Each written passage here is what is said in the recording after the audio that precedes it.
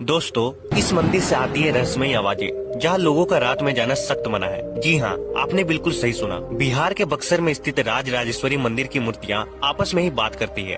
अब चाहे इसे अंधविश्वास मानो, चाहे देवी माँ का चमत्कार, लेकिन यह बात बिल्कुल सही है।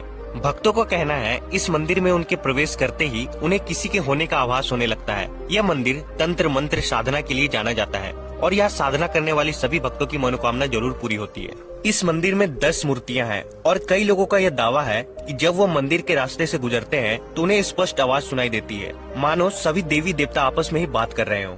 जलपरियों के बारे में कई सारी पौराणिक कथाएं प्रचलित है, लेकिन कई कथाओं में उनके डरावने रूप का भी जिक्र हुआ है, जिनमें की जलपरियां समुद्र के रास्ते से आ रहे जहाजों को देखकर सुरीली आवाजों में गाने लगती थी, जिसकी वजह से कई सारे लोग उस आवाज से आकर्षित होकर पानी में कूद जाते थे और अपनी जान से हाथ धो बैठते थे। कई बार तो पूरा का पूरा जहाज ही पानी में डूब जाता था और वह उन्हें अपनी सुरीली आवाज से वश में करके हमेशा हमेशा के लिए समुद्री दुनिया में ले जाती थी। चीनी कथाओं के हिसाब से जब जलपरियां रोती थी तो उनके आंखों से निकले आंसू मोती का रूप ले लेते थे, जिस कारण से चीनी मछुआरे जलपरियों की तलाश में रहते थे। लेकिन उन मछुआरों को भी जलपरियां वश में कर लेती थी और जो भी उन्हें नुकसान पहुंचाने के ख्याल से आते थे वो उन्हें डुबोकर मार देती थी। आपने बहुत से अंग्रेजों के जमाने की कहानियां सुनी होगी, लेकिन इस सवाल का जवाब आपको भी पता नहीं होगा कि अंग्रेज हमारा कितना पैसा लूटकर ले गए थे। रिसर्च करने पर यह पता चला कि अंग्रेज भारत से करीब 45 ट्रिलियन डॉलर की संपत्ति लूटकर ले गए थे। 45 ट्रिलियन डॉलर इतना बड़ा अमाउंट है